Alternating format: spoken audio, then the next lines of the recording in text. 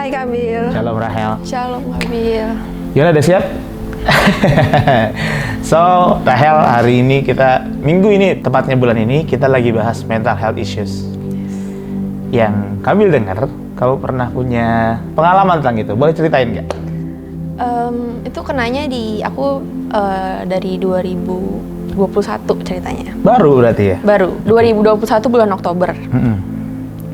Tapi sebelumnya aku emang udah ke psikolog. Oh gitu? Ya, tapi salahnya itu online by satu aplikasi kesehatan gitulah. Yeah.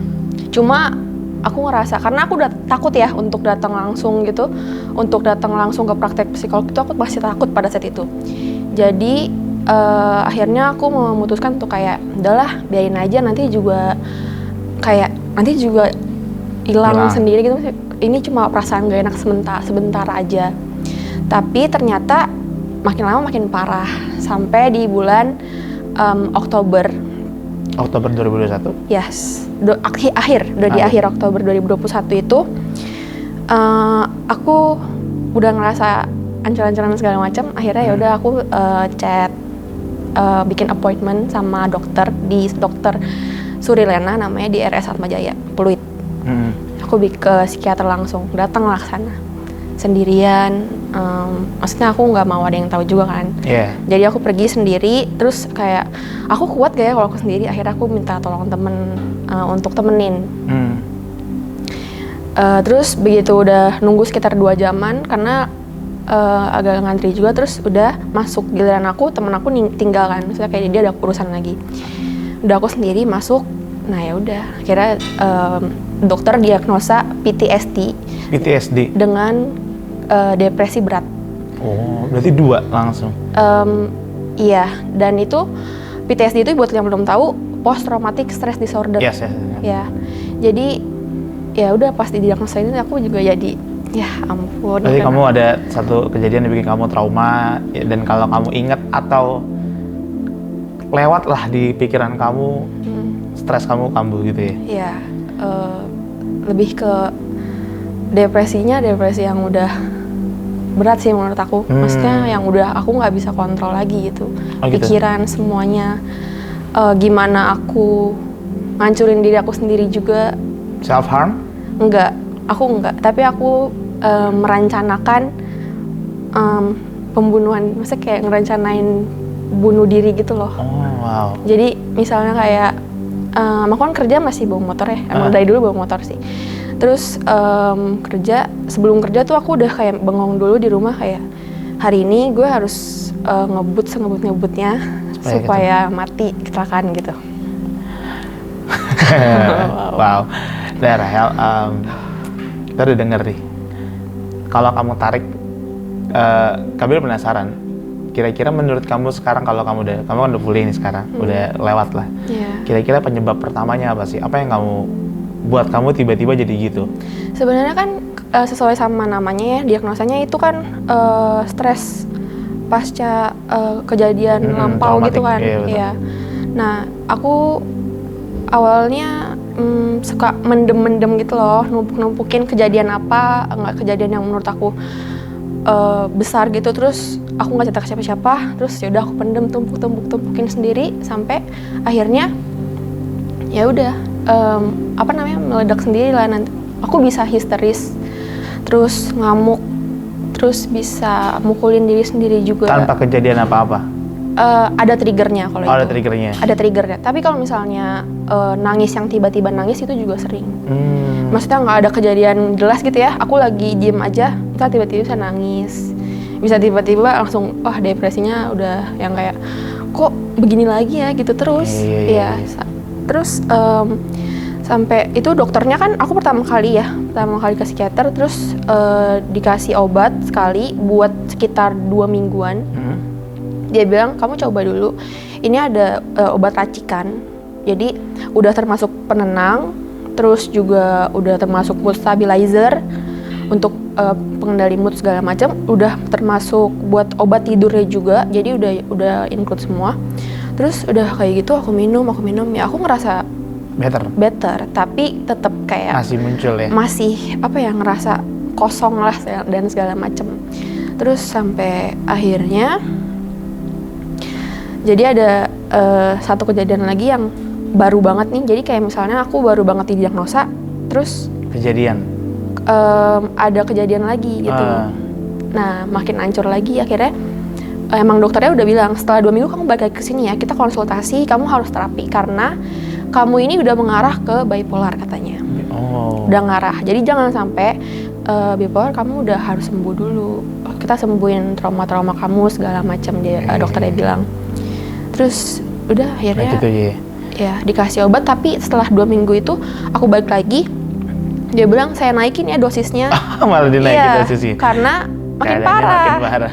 Makin Berarti emang ya penyebabnya karena PTSD, trauma-trauma kejadian. Dan ya menurut kamu, tadi kamu bilang salahnya adalah kamu tumpuk gitu ya? Iya, aku nggak berani cerita siapa. Ceritain gitu ya? Oke. Nah, kalau bicara tentang mental health, biasanya outputnya nih ngeri-ngeri nih dengernya. Tadi Kabil sempat denger pertama kamu udah merancangkan kematian kamu sendiri. Iya. Kira-kira selain itu titik terendah kamu waktu lagi down-downnya lah, lagi berkutat sama itu apa lagi?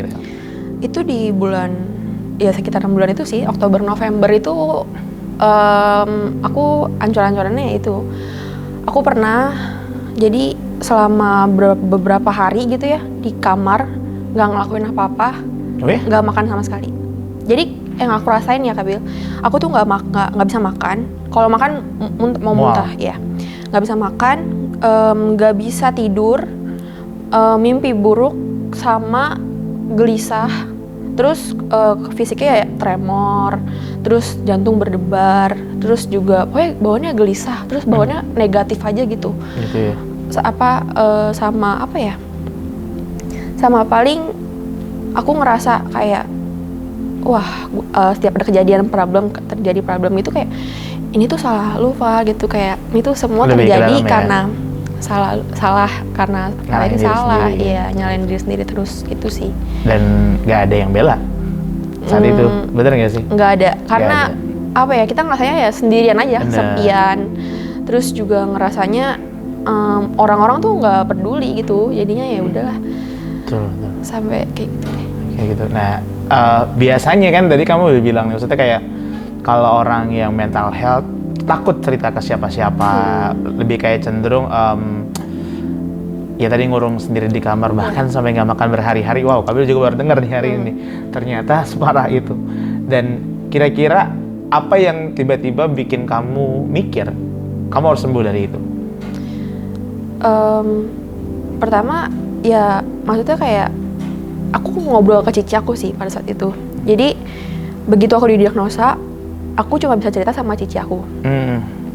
Terus aku chat dia, aku bilang, Ci, gue kena PTSD, diagnosa segala macam, aku fotoin obat dan lain-lain. Terus dia bilang, ya udah, pasti bisa kok lewatinnya, sembuh ya, nanti terapi segala macam pasti bisa sembuh. Udah ya, tahu apa ya, maksudnya kayak selalu diingetin sama cici aku. Dipikirin gitu. Iya, kayak lo tuh hebat loh, lo tuh mandiri, lo tuh kemarin-kemarin maksudnya bisa ngelewatin semuanya ya. Maksudnya ya sekarang juga pasti bisa gitu. Jadi jangan terlalu di stresin banget. Kalau misalnya alihin. Terus sampai di titik aku mikir aku harus sembuh sih. Aku harus nggak mau pakai obat-obat itu lagi gitu. Karena obat yang Nociception itu nggak aku habisin. Aku stop sama aku cuma minum kayak seminggu 2 minggu ada aku konsumsi. Abis itu aku stop karena aku mikir gini, ini akan ketergantungan terus loh nantinya ke depan. Kayak misalnya nanti aku kumat lagi, aku harus minum obat. Benar. Kayak gitu terus, harus konsul lagi sama dokter. Aku nggak mau kayak gitu. Aku mau sembuh lah. Ya, biasa lah ya. Iya, mau sembuh. Aku mikirin kayak banyak hal yang di diri aku tuh yang sebenarnya ya aku tuh deserve to be happy gitu, maksudnya nggak selalu nggak begitulah ya, nggak seburuk itu maksudnya. Jadinya ya itu sih kayak, terus juga karena cici aku itu juga dia selalu yang kayak bilang, ayo bisa lah pasti, maksudnya banyak nilai plusnya gitu di diri lu tuh, banyak nilai plusnya, jangan karena kayak gini terus ya udah jangan lemah terpuruk gitu, sama gitu itulah aja. ya. Jangan terpuruk selalu sama keadaan gitu. Nah Hel, Kabil penasaran nih, tadi kan kamu bilang dan keadaan kamu sekarang, ya Kabil lihat sih sudah pulih lah, pulih. Nah, gimana cara kamu sembuh dari, menurut kamu nih, kalau kamu tarik lagi nih, kira-kira apa sih yang bikin kamu bisa kayak sekarang, hidup normal, sembuh lah dengan tanda kutip. Dan tadi hebatnya kamu adalah, kamu berhenti minum obat yang dikasih sama, kamu putusin dan toh hari ini kamu hidup dengan normal gitu. Cara sembuhnya sih menurut aku sering waktu itu jadi gini. Jadi setelah aku mikir, aku berusaha decide buat sembuh, aku mikir kayak oh iya ya, aku udah lama juga nggak pernah gereja, nggak pernah doa yang intens sama Tuhan segala macam, udah jauh lah, bertahun-tahun kayak selama pandemi deh, itu jauh banget, udah nggak pelayanan juga. Terus aku akhirnya chat JJ untuk aku mau pelayanan lagi dong gitu. Terus ya udah, akhirnya awal tahun 2022 lah aku mulai lagi. Terus juga selama di bulan November Desember kemarin yang pas aku masih berusaha untuk sembuh juga, itu aku pakai kayak alihin lah. Misalnya pikiran-pikirannya yang buruk-buruk datang muncul lagi. Aku biasa suka dengerin podcast yang positif, maksudnya. Terus juga renungan-renungan yang di Spotify yang kayak Pendeta Philip Mantova segala macam, itu ngebantu banget sih. Ngedengerin lagu-lagu rohani juga ngebantu banget. Terus juga kayak ya diingetin sama Tuhan kayak walaupun orang-orang semua kelihatannya nggak peduli, ngerasa kesepian gitu, tapi tuh maksudnya Tuhan tuh selalu ada loh, maksudnya dibanding meratapi nasib gitu ya, Tuhan kita tuh udah disiapin rencana sama Tuhan yang lebih, yang udah Tuhan siapin lah gitu buat kita. Terus karena distract-nya itu di keluarga, pertama kali itu di keluarga, jadi aku tuh pernah dipukulin sampai babak belur. Aku waktu itu cerita sama Cirosi sama Om Rudi. Aku benar-benar dipukulin sampai babak belur sama itulah pokoknya iya. Terus itu yang ngebikin aku kok nggak ada permintaan maaf ya. Terus ya udahlah, lewat gitu aja. Aku waktu itu masih sekolah deh kayaknya. Ke sekolah dengan muka yang babak belur, biru memar di muka segala macam. Itu sih yang paling bikin aku wah gitu. Salah satu kejadian yang bikin kamu PTSD. Sama yang karena dari dulu kali ya, dari kecil, dari TK dibully segala macam, TK SD itu, SMP juga masih dibully juga. Terus ya udah sampai ditumpuk-tumpuk jadinya besar. Oke, jadi kalau Kabil mikir, kalau Kabil simpulin lah dari tadi, berarti cara kamu sembuh tanpa obat, ya kamu tentu ke psikiater, ya adalah tadi kamu mulai masukkan faktor Tuhan ya ke dalam, dan kamu mulai cari komunitas, kamu mulai ikut youth dan gabung dancer. Jadi terus, nah kalau mau tanya nih, kira-kira seberapa impact-nya nih komunitas, ya terutama dan pelayanan lah sama hidup kamu atau proses kamu bebas dari PTSD? Karena kan komunitas itu kan maksudnya kita bisa sharing cuma di lingkupan itu aja gitu, dan maksudnya kayak ya udah percaya untuk cerita, sharing apa yang aku mungkin nggak bisa sharing ke teman, ke ke keluarga nggak bisa, tapi aku bisa sharing di komunitasku, bisa maksudnya bisa benar-benar leluasa lah untuk sharing apapun. Jadinya ngerasa lega juga. Terus juga dari pelayanan aku pernah depresi lagi pernah. Terus begitu aku pelayanan, pada saat itu aku harus pelayanan, tapi pas pelayanan aku nggak ngerasain depresi itu, maksudnya lupa aja gitu, bisa kelewat gitu aja. Jadi menurut aku pengaruhnya cukup besar sih. dan tapi tetap sih maksudnya lingkungan sekitar kayak teman, karena kan buat ngalihin kalau misalnya lagi di fase itu ya aku harus bukan cerita sih, lebih ke ngajak temen kita keluar gitu ya, yuk, iya biar aku tuh nggak terpuruk di kamar gitu loh, nggak cuma nangisin hal-hal yang aku nggak tahu aku kenapa nangis gitu. Gitu.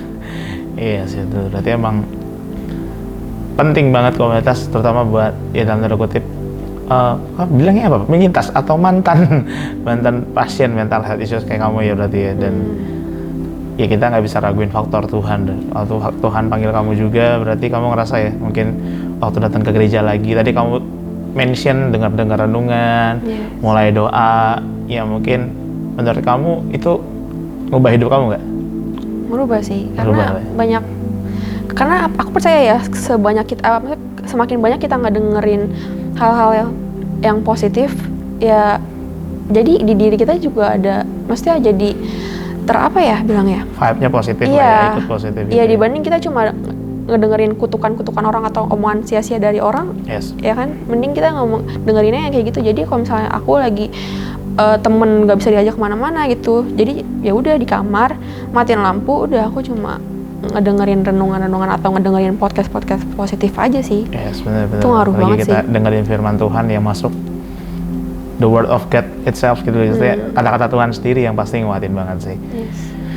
Wow, kita ada berapa menit ya? Kalau misalnya ada orang yang bergejala, menurut kamu nih kayak tadi mulai stres, depresi, bahkan kayak kamu sudah berpikir untuk mengakhiri diri kamu sendiri, kamu saran nggak apakah harus buru-buru ke psikiater atau psikolog, atau bolehlah mulai cerita-cerita segala macam? Saran kamu gimana untuk orang-orang seperti itu?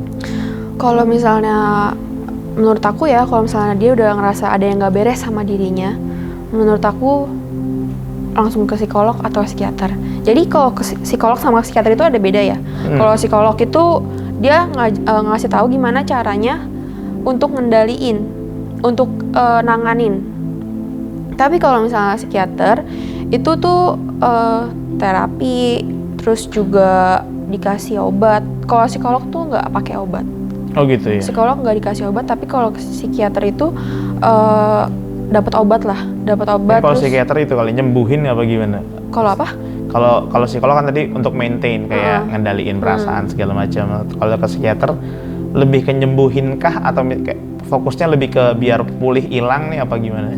Biar pulih hilang sih. Karena sebenarnya dengan minum obatnya, cuma aku tuh belum pernah dengar, aku nggak tahu, tapi belum pernah dengar orang yang udah berhenti minum obat itu loh, kecuali yang mungkin yang di fase yang diagnosa aku tuh mungkin masih agak ringan dibanding yang kayak bipolar gitu-gitu. Itu kan udah harus minum obat terus kan, dia sampai minum bertahun-tahun gitu.